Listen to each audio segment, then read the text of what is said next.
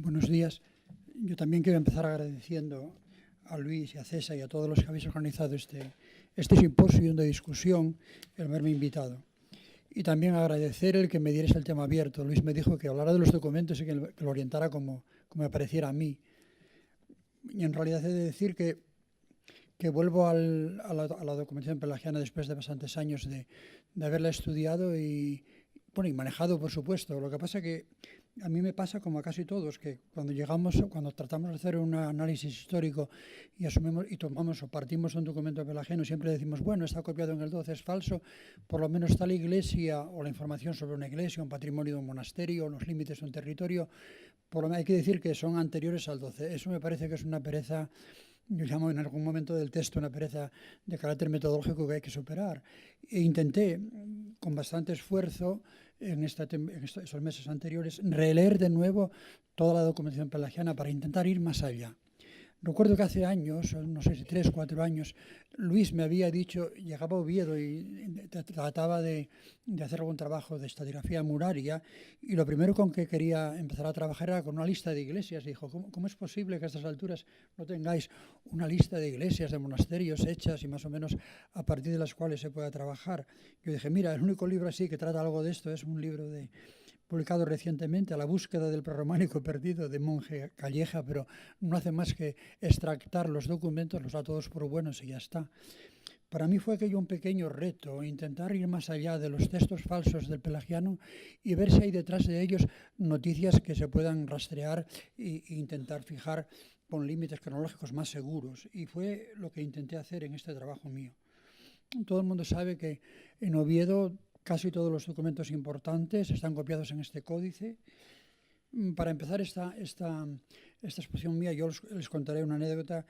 Yo cuando empecé la tesis no pensaba hacerla sobre Don Pelayo ni sobre el libro de los testamentos, pero alguien me dijo que estudiara el libro de los testamentos para salvarlo, entre comillas, porque tenía mala fama desde Risco y de García Villada, etcétera. Y fue una sorpresa, porque en vez de salvarlo, a mí me parece que me compliqué más la vida, lo compliqué más a los historiadores. Las conclusiones del estudio crítico mío de hace muchos años, publicado en el 71, es que de 87 documentos, 25, según mi criterio, son falsificaciones, 28 interpolaciones formales, 14 interpolaciones formales y de contenido, 6 considerados dudosos y solo 14 plenamente auténticos. Con este panorama es complicado trabajar en Asturias a la hora de buscar apoyo en la documentación escrita para trabajar en historia o incluso en arqueología. Antes de meterme de lleno en el problema, he de decir también que este problema nuestro, que no es nuestro en exclusiva, lo que pasa es que otros no lo han afrontado muy en serio. ¿Qué pasa con los monasterios de La Rioja? ¿Qué pasa con los monasterios de La Rioja especialmente?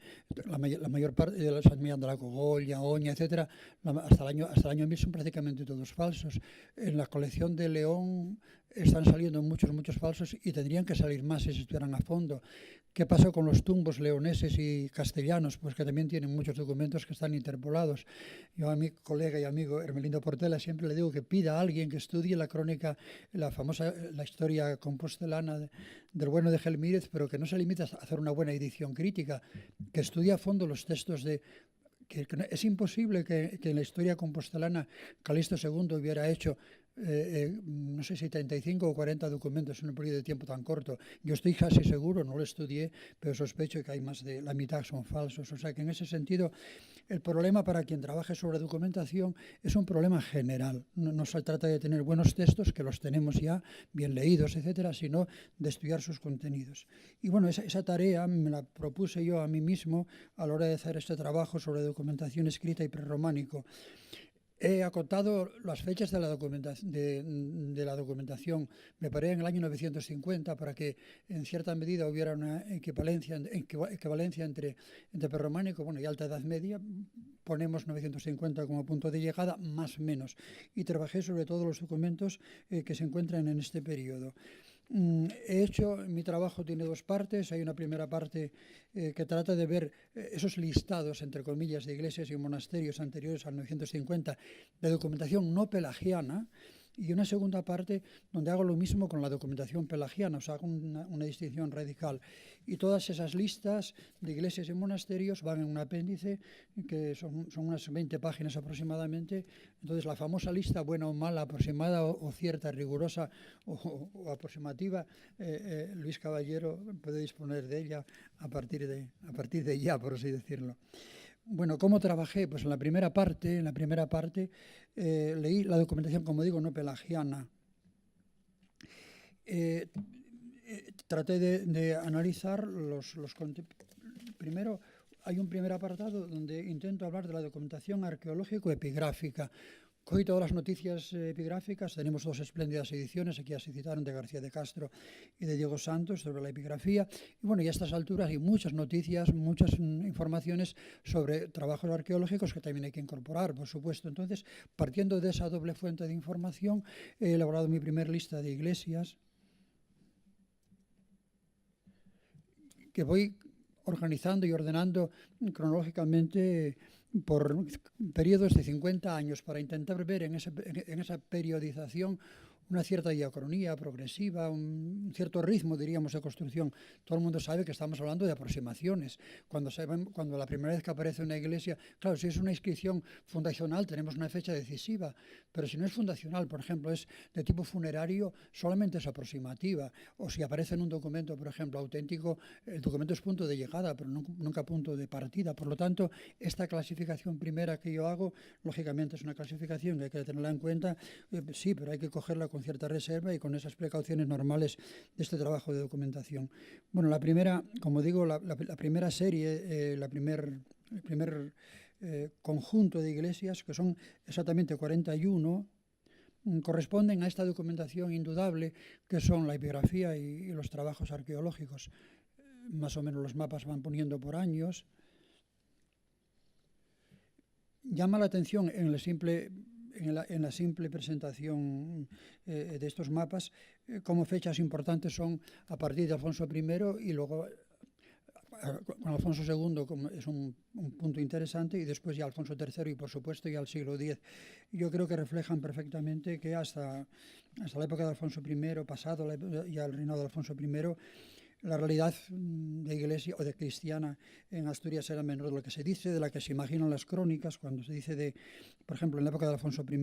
Entonces, por fin, se reúnen los grupos de fieles, se pueblan las tierras, se restauran las iglesias y todos en común dan gracias a Dios. Una vez más, la vieja teoría de la restauración que están impregnando completamente las crónicas asturianas, pero que, bueno, hay que desmontar, evidentemente. Ya sabemos todos mucho de esta problemática. Después, el segundo capítulo de fuentes relacionadas, documentales que no son pelagianas, sería el monasterio de San Vicente de Oviedo, un rico monasterio, mejor dicho, pero pobre en documentación relacionada con iglesias y monasterios pequeños, porque hasta este periodo, 950, contamos con 40 documentos. Son estupendos, espléndidos, porque la mayoría son originales para conocer lo que Margarita antes clamaba por estudiar, para entender las iglesias, que eran las comunidades locales, los poderes locales. Es una fuente preciosa en ese sentido, pero sobre iglesias solamente da noticias de 2 iglesias, más la propia fundación del monasterio de San Vicente en el 781. A estas alturas, yo mismo estoy convencido, y muchos también, hay un trabajo de Vergueiro Fernández sobre los orígenes del monasterio de San Belayo, es que el famoso documento fundacional relacionado con los orígenes de Oviedo de este año, que es falso, no es interpolado, no es una historia que se pone sobre una base más o menos preexistente, sino que es falso de capo, de arriba a abajo. Entonces, bueno, yo por eso hablo de 2 documentos nada más, de los cuales que hablan de iglesias. Doy un paso más y el otro capítulo no pelagiano se refiere a los documentos en los cuales que podemos leer en el archivo capitular de Oviedo. No son muchos. Pelayo hizo una labor archivística importante, recogió todo lo que pudo encontrar y lo copió en su códice. Y lo que no, pues lo inventó, lo rehizo de arriba a abajo, los documentos largos que rehizo de arriba a abajo. Entonces, fuera de esta influencia pelagiana, yo hasta el 950 encontré en el archivo capitular de Oviedo solamente 10 diplomas, 10 documentos. Y he aumentado la nómina o la cifra porque hay dos documentos interesantes, Santo Adriano y Natalia de Tuñón del 891, ya se habló aquí de él, y otro de Santa María y San Pedro y San Pablo de Trubia del año 863. Son documentos difíciles. El primero, desde hace mucho tiempo, se daba como falso. En un trabajo que he hecho yo con una alumna, hemos trabajado mucho sobre este documento de Santo Adriano y como tiene varias copias en varias épocas, en varios periodos distintos, y algunas de ellas son pelagianas, he podido hacer una especie de estratigrafía del propio documento y me parece, y creo que he acertado, que pude encontrar un núcleo original, válido, auténtico, sobre el cual se fue montando en copias sucesivas, bueno, la estructura del dominio, posesiones que nunca tuvo y que son interesantísimas. Pero en ese núcleo original hay la referencia a 4 o 5 iglesias que tienen mucho interés, por lo que diré más adelante. Y luego también Santa María, San Pedro y San Pablo de Trubia, un año 863, es la fecha que tiene, es una copia muy tardía, siglo XIII. Era una pequeña cruz y era un pequeño reto este documento, porque es muy raro, muy difícil, muy complicado, de estructuras narrativas desordenadas, rompen el hilo, vuelven hacia atrás, saltan, etc. Y hace 2 años hemos hecho un trabajo, un becario de nuestra facultad y yo mismo, sobre este Jesús Fernández y yo mismo. Está publicado en Territorio, Sociedad y Poder en el volumen 4. Y también ahí podemos encontrar noticias sobre Santa María de Trubia, por supuesto, y 2 iglesias más que se pueden poner en este cuadro diacrónico que he intentado trazar. Por supuesto, no olvidé el libro Registro de Corias. El libro de registro de Corias es un problema también, tiene falsificaciones. Yo tengo también un pequeño trabajo monográfico sobre alguna falsificación o 2 que se pueden encontrar y detectar en este libro de registro. Como ustedes saben, lo hizo un monje en el siglo XIII, es un extracto de toda la documentación que encontraba, del dominio de San Juan de Corias que encontraba este buen monje. Claro, al hacer el extracto siempre se puede ir un poco la pluma poniendo de más o quitando según convenga, ¿no? Y hay alguna falsificación, pero en cualquier caso es un documento bastante rico. Y he encontrado para este periodo 14 iglesias, pero de las cuales, fíjense, 10 son monasterios. Es evidente que en las Asturias suroccidentales monasterios familiares todos, pequeños potentados locales que no llegan a lo mejor al rango aristocrático, en sus casas fundan un pequeño cenobio, esos famosos cenobios comunes o familiares, en torno a los cuales se gesta una población. Luego desaparece, el título monástico desaparece y se convirtió en una capilla local, o en una iglesia local, una filial, o tal vez en una parroquia. Y para este fenómeno de la historia del poblamiento son importantísimos y dan muchas referencias y muchas noticias. A mí me llamó mucho la atención en este libro registro noticias sobre San Tirso de Candamo. San Tirso de Candamo es un monasterio, está calificado de monasterio, y tiene, no sabemos, Leminio es un poder local, es un presbítero. Muchos presbíteros en esta época, Alta Edad Media, Primera Edad Media, son presbíteros locales, y algún diácono también, Talluelos, allá por la zona del Narcea. Bueno, este presbítero funda un supuesto monasterio. La cosa debió ser importante porque tiene un patrimonio notabilísimo, amplísimo, y porque todavía hoy en la toponimia, es una parroquia que yo llevo, entonces conozco muy bien la toponimia, y tiene un pradito al lado de la iglesia que le llaman el convento. O sea, algo quedó la tradición, ¿no? Entonces es interesante en ese sentido. Bueno, me llamó la atención que tiene un patrimonio muy, muy extenso, que luego pasa a Corias, porque a mí, de esa familia hay 2 obispos de Oviedo que son miembros de esa familia, por lo tanto es una familia muy importante, está relacionado con los grandes fundadores de Corias.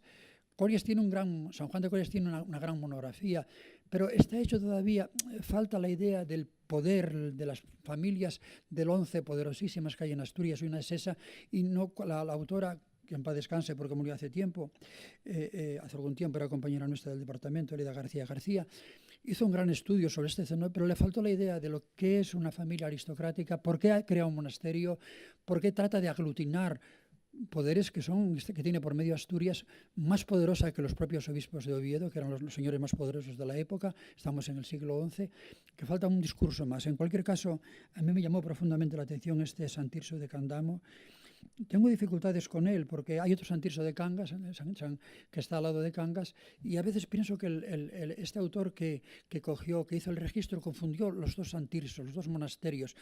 Había que estudiarlo con más profundidad. Bueno, no es por casualidad que en esta pequeña iglesia rural, a la que yo quiero mucho por mi ministerio sacerdotal y porque allí tengo mi casa rectoral, hemos podido recuperar un cancel prerrománico. Lorenzo Arias, que está aquí, lo estudió conmigo. Yo estudié la parte histórica, él estudió la parte iconográfica, y que tiene mucho interés porque rompe moldes tradicionales de los canceles de tradición visigoda, y es enorme, es extraordinario de dimensiones, está fantásticamente bien conservado. Qué casualidad, ¿por qué en este sitio? ¿Por qué una iglesia que tiene un gran dominio según los documentos? Y al datarla, como no tiene fechas, pone familias, la fundó fulanito y va hablando de generaciones. Ya calculando una distancia de 25 años por generaciones, situó la fundación de San Tirso de Candamo en el año 800, con lo cual nos moveríamos más o menos en la época de Pravia, de Santianes de Pravia, o de la época de la corte de Pravia. Una noticia importante también porque justamente al lado, una iglesia que dependía de San Tirso, Santa María de Quinzanas, hemos encontrado en el tenante de pie de altar una reliquia, un paño de seda analizado en un laboratorio especializado, y nos da una datación 750-825, que dependía de San Tirso. O sea, todo es convergente. Hay 3 o 4 iglesias en la zona. Ahí sí que se demanda un estudio espacio notable y de arqueología espacial y en profundidad, también con dataciones, porque puede ser el Bajo Nalón desembocando ya al mar, cuando se unen los grandes ríos, las grandes autopistas de la Asturias alto medieval, que sería el interfluvio del Narcea, límite ideal de los Pésicos y de los Astures. En Nalón también se unen en Forcinas, y esa zona fue muy importante. Y en la cabecera, al lado de Forcinas, está la corte de Pravia. Esos son sitios emblemáticos para la monarquía asturiana. Bueno, y en esa serie de monasterios y iglesias de San Juan de Corias, bueno, son todos pequeños, todos familiares, menos 2, Obona y Bárcena, que detrás de ellos, monasterios rurales, pues están familias nobles, o sea, no la nobleza local de la época. Después ya vienen otros monasterios distintos, que son ya oscos, etcétera, y ya son otra cosa completamente distinta, y lo que tratan es de aglutinar los viejos monasterios pequeños ya en grandes dominios. He de decir también que yo tengo también como un axioma histórico claro que fortalecimiento feudal o señorial en el siglo XI-XII y regla benedictina van de la mano. O sea, la regla benedictina ha servido para los señores de los monasterios familiares para fortalecer sus dominios. ¿Por qué? Simplemente porque la regla benedictina, no había declaraciones todavía a la regla en el siglo XI ni XII, y justamente es cuando empieza a haber referencias a ella. Es ni más ni menos cuando la regla da un estatuto jurídico para que la gente vinculada a un dominio, que es el monasterio, pueda gobernarse como es debido. O sea, es otro fenómeno. Justamente cuando termina la Alta Edad Media, cuando termina el prerrománico, comienza el mundo feudal de verdad, el serio, el importante en Asturias, y se da este fenómeno de convergencia. Y también tengo un apartado pequeñito para la documentación de León, el archivo capitular, porque los monasterios no dicen nada, de iglesias que están vinculadas al territorio de Asturias, que básicamente están en los interfluvios del Lena, del río Aller y del Valle del Huerna. Y hay solamente 5 iglesias. Una vez más, casi todos son monasterios. Una vez más, la ecuación monasterio, iglesia propia, monasterio, etcétera. El día que surge, pequeño dominio, y bueno, el estudio del poblamiento a partir de estos núcleos tan activos. Con eso, bueno, con eso sería la primera parte. La segunda parte, que me pareció la más importante y en cierta medida la más novedosa, se refiere a la documentación pelagiana. Hay que distinguir 2 bloques documentales pelagianos. Uno primero, que es el Corpus Pelagianum, que están 2 espléndidos manuscritos de la Biblioteca Nacional de Madrid, y luego 2 sobre todo, del siglo XII, XIII. Está sin estudiar en serio, falta una edición crítica. Yo hace muchísimos años que le sugería a Brepols que la hiciera. Alguien, que no voy a decir cómo es lógico, la tiene encargada desde hace unos 30 años, o sea que algún día llegará. Y yo lo hubiera querido hacer con gusto, porque hubiera sido un complemento al estudio del Liber, pero está esperando la mano esa de plata que dé vida a ese cadáver pequeño del Corpus Pelagiano. Es súper interesante, tan interesante como el Liber, pero falta todavía el estudio. yo lo estuve repasando para estos listados míos y me salen 12 iglesias en documentos, 12 iglesias citadas por primera vez y 10 más repetidas, 22 repetidas que aparecen en otros sitios, ¿no? Me llamó la atención en este Corpus Pelagiano un documento menos conocido. Bueno, primero lo que antes comentábamos de las sepulturas de los reyes que aparecen en las interpolaciones de la versión a Sebastián de la crónica asturiana. Pelayo le preocupaba mucho dónde estaban enterrados los reyes y así aparecen varias iglesias que no están nombradas en otros sitios. Si por lo menos en el siglo XII había la convicción que Abamia era la iglesia en la cual estaban los restos de Pelayo, y San Martín y del rey Aurelio, como su nombre indica, era el lugar de sepultura de Aurelio, y que Santa María de Cangas de Onís era la sepultura de Alfonso I. Sí, al menos cuando vamos buscando justificaciones, y Abamia, estamos aquí algunos de los que hemos tenido que sufrir los problemas de Abamia hace un poco de tiempo. Yo le decía, para contentar a los campesinos y vecinos de la zona, que por lo menos que estuvieran tranquilos, que a partir del 12 documentábamos la sepultura de Pelayo en Abamia, el Belamio famoso de las crónicas, ¿no? Pero hay otro documento que me hizo, que no es importante por lo que estoy yo tratando, pero que me hizo mucha gracia y que revela una vez más la enorme capacidad, diríamos, imaginativa que tenía el obispo Pelayo. Es un documento que está en el contexto, está también en ese corpus, en el contexto de los concilios falsos de Oviedo del siglo X. Entonces, bueno, dice Pelayo que los señores que vienen de afuera, obispos que vienen de afuera, cuando llegan a Oviedo tienen que vivir de un beneficio eclesiástico, y va señalando iglesias de la zona como beneficios eclesiásticos para los prelados que vienen de afuera, de toda la península, desde Zaragoza hasta Braga, ¿no? Y cómo lo designa, es bellísimo.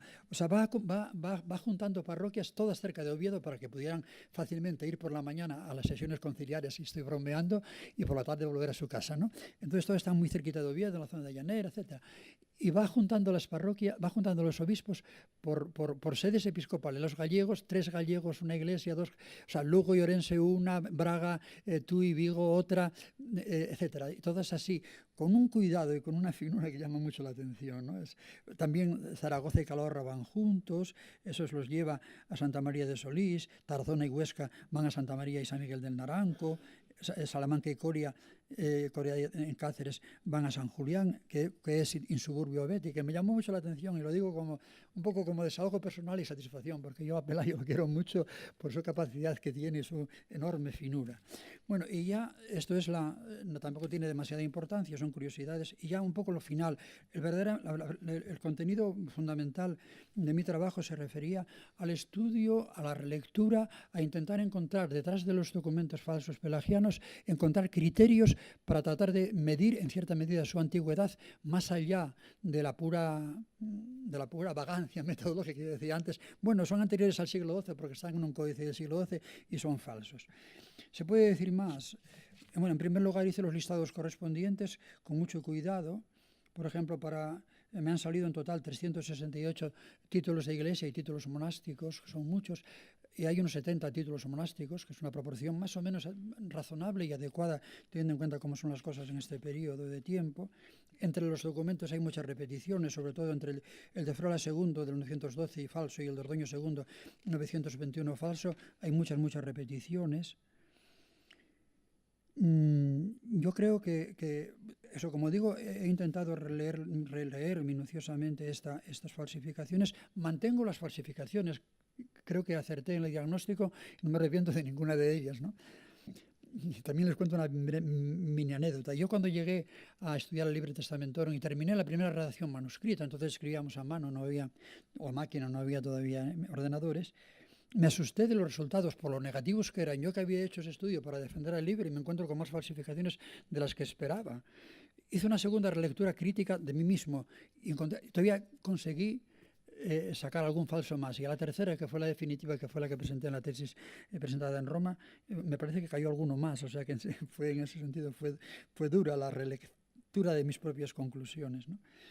Bueno, ¿cómo hice esa relectura? Esta relectura de los falsos, que mantengo como...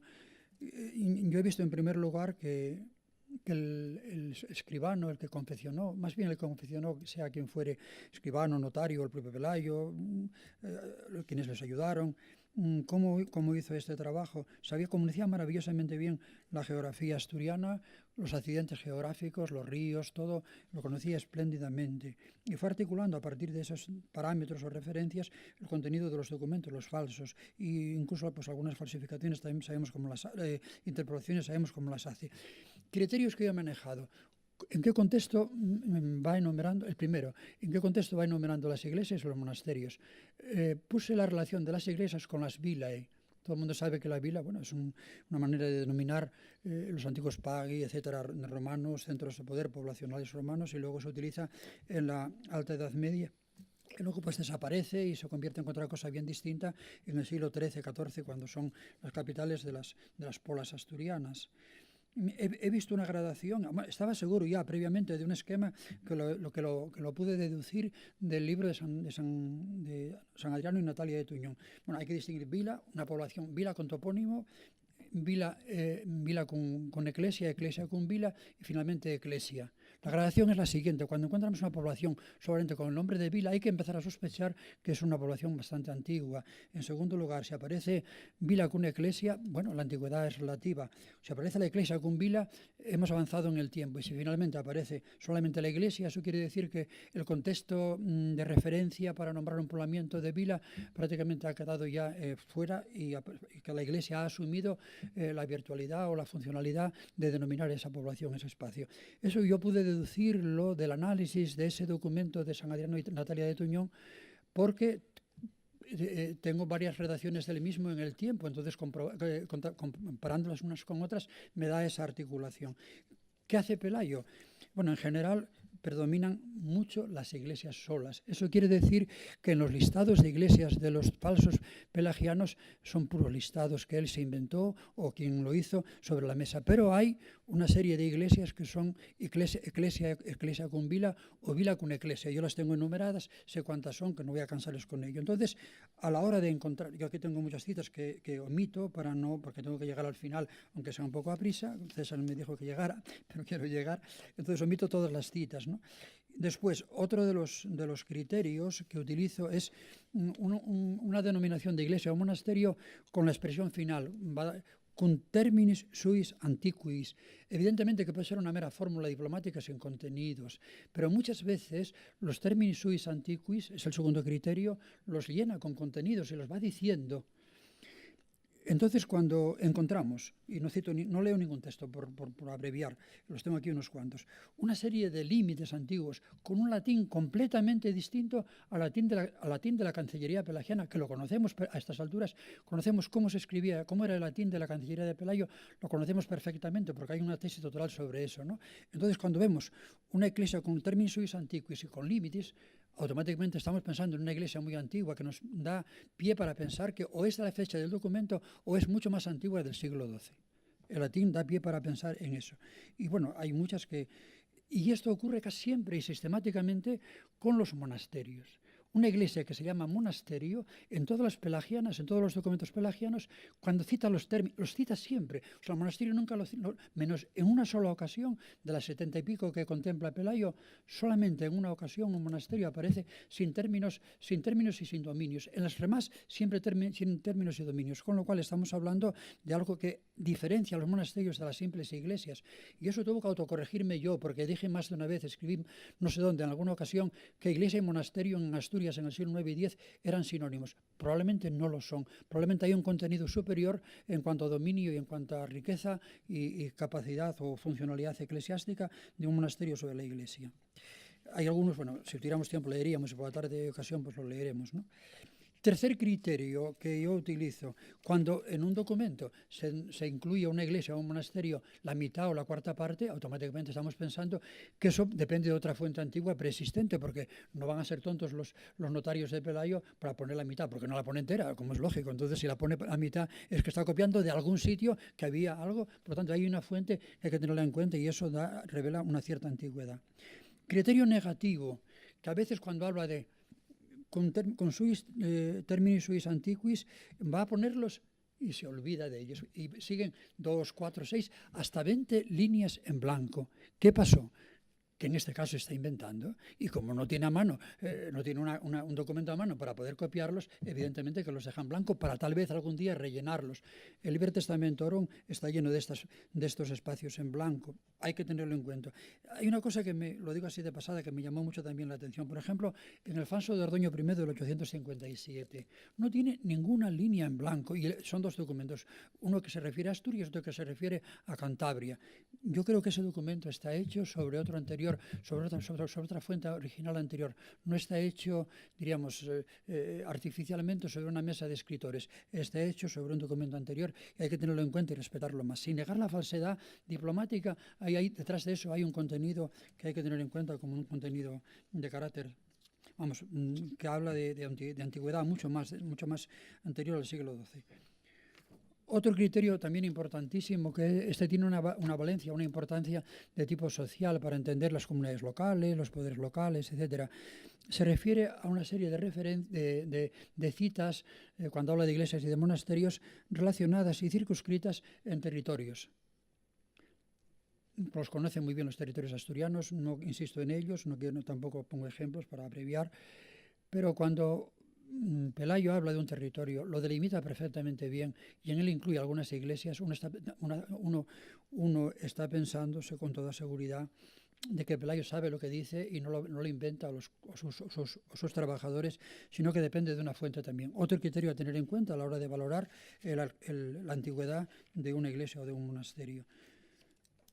El documento, por ejemplo, de Furela II, del 812, es interesantísimo porque va dividiendo una serie de territorios en la parte occidental de Asturias por interfluvios. Desde el Navia va yendo uno detrás de otro, todos los ríos hasta los pequeños. El Barallo es uno de ellos, que ahora se desmadró hace 2 meses. Y todo hasta Leo. O sea, para Pelayo, el territorio en general de Asturias es Eo-Deva, aunque no estén muy documentados los extremos de Asturias, y por supuesto conoce muy bien los límites territoriales de casi todo Asturias. Si nos define bien, si nos dice con claridad cómo son esos términos de los territorios. Además, el latín es completamente distinto, cambian los casos, la sintaxis, todo. Como uno conozca bien la morfología y la sintaxis del escritorio, sabe que allí hay algo distinto a lo que se usa en el escritorio. Por lo tanto, es otro criterio más que hay que tener en cuenta para ver o para valorar las noticias que nos ofrece, la información que nos ofrece don Pelayo en sus falsos. El último criterio se refiere a algunas alteraciones llamativas. En una ocasión, hablando del monasterio de Triongo, por ejemplo, nos habla de una donación de Sancho I de Navarra, etcétera. Está copiándolo con toda seguridad y luego pone inmediatamente después pone los límites, que son límites que rompen con toda la estructura lingüística del Liber. Bueno, hay muchos monasterios más que se ve que dependen de otros. O sea, son 7 criterios que he enumerado a toda prisa, porque no había tiempo para más en este momento, que conviene tener en cuenta a la hora de valorar la información que ofrece el Liber Testamentorum sobre una iglesia o un monasterio determinado, o si vamos más allá y hacemos historia social o económica, sobre un dominio o sobre los límites de un dominio de una iglesia o de un monasterio. Y termino leyendo simplemente el párrafo final. Perdón, César, me lo quitan de mi discusión. En cualquier caso, a la hora de calibrar con cierto grado de fiabilidad la cronología concreta de cada iglesia o monasterio, incluidos en dichos instrumentos diplomáticos, se impone una lectura más compleja de la que suele hacerse habitualmente. La estructura narrativa de cada texto, sus hiatos o interrupciones, sus desórdenes lógicos, el mismo análisis del latín realizado con cierta finura, pueden constituir también otros tantos recursos ineludibles para deducir conclusiones más fiables sin refugiarnos en eso de que, bueno, son anteriores al siglo XII los distintos testamentos. Es evidente que muchos de los párrafos de los testamentos de los soberanos astures, en especial los relacionados con dominios y límites de iglesias o monasterios, presentan una morfología y unos rasgos sintácticos latinos que se apartan completamente de los habituales de la oficina pelagiana. Siento haberme apresurado, era compleja lo que quería exponer, pero bueno, por la tarde, si hay que hacer preguntas, ustedes me hacen todas las que quieran. Nada más. Agradezco profundamente al profesor Fernández Conde su capacidad de síntesis de sí mismo. Quedan 5 o 10 minutos brevemente para las anotaciones, preguntas, y como en la sesión anterior, pues remitimos al coloquio por la tarde la respuesta. Él irá tomando nota de lo que se le sugiera o comente.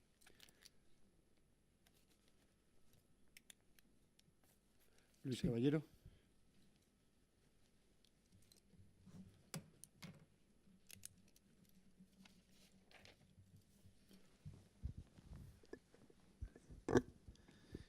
Yo, Javier, no voy a hacerte realmente ninguna pregunta. Es agradecerte tu participación, tu intervención, y más teniendo en cuenta que efectivamente con esto das contestación, como tú mismo has dicho, a la pregunta que yo te hacía, a la petición que yo te hacía en su momento.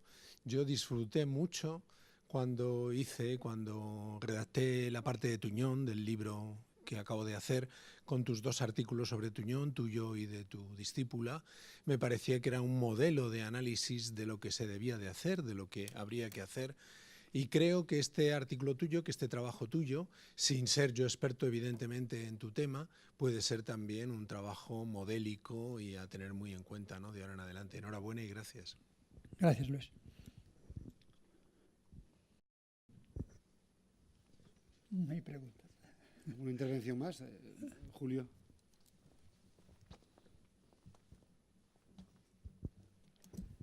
Gracias. Me ha parecido interesantísimo la disección que has hecho de criterios de análisis de los falsos y realmente daría tiempo para una discusión larga, sobre todo viendo texto por texto y viéndolos. De una manera más general, quería hacerte una sugerencia que es cuando construimos estos listados de menciones de edificios de culto, que vienen además generalmente con una cierta ambigüedad en la titulación, a veces como iglesia, a veces como monasterio, y ha habido todo un debate historiográfico sobre qué se supone que significa esas iglesias, esos monasterios, y además las visiones están cambiando últimamente. Claro, el hecho de reconocer una iglesia concreta como monasterio puede querer decir muy poco, porque puede realmente haber significado un monasterio en el momento de funcionamiento y, sin embargo, de monasterio a monasterio hay diferencias tremendas en cuanto a su porte, en cuanto a su contexto social, una serie de cosas. Quizá una forma interesante de abordar el tema sería, aunque es muy latoso, seguirle la pista en la documentación posterior a ver cómo acaban esas iglesias mencionadas, porque hay algunos casos en los cuales, muy a menudo, en el 11 y en el 12, estos monasterios acaban agregados a otras casas monásticas mayores y se forman una especie de pirámide, pero una vez que esas agregaciones se producen, algunos monasterios se mantienen como prioratos o como casas subordinadas y otros directamente desaparecen, y puede dar una pista sobre cuáles tenían una cierta entidad y cuáles simplemente eran una fundación de carácter muy local y muy pequeña. A mí me da la sensación de que en ese sentido también habría que valorar estas, y esto lo digo también en relación con lo que he hecho antes de Margarita, estas apariciones documentales de presbíteros al frente de iglesias, unas veces fundando monasterios, otras veces entregando los monasterios a otra casa mayor y tal. Muy a menudo yo creo que hay que leerlas en clave aristocrática y pensar que detrás de estos personajes hay aristócratas haciendo su trabajo, aunque no salga en el documento, y que es algo que empezamos a visibilizar por una serie de cambios en el discurso documental a partir de los primeros 2 decenios del siglo X. Por lo menos en la documentación castellana que conozco mejor es cuando se empieza a ver más a los aristócratas haciendo en primera persona acciones en relación con los monasterios. Antes solamente tenemos a los presbíteros, a los abades, pero los aristócratas están por ahí.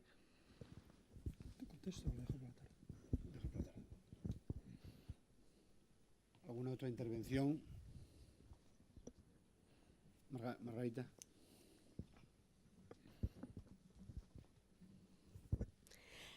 Bueno, yo quería felicitar a Javier por yo tuve la suerte de leerme ayer la ponencia en el tren, con lo cual ya me conocía muy bien todos los criterios y toda la documentación, y sobre todo resaltar hasta qué punto se abre una perspectiva de investigaciones de carácter microespacial que ahora, a partir de ahora son muy importantes de hacer. La cantidad. Cuando antes yo intentaba utilizar la documentación para intentar comprender cuáles son las iglesias que hay detrás, y siempre tenemos ese problema de son del 12, está hecho por don Pelayo, lo utilizamos, no lo utilizamos.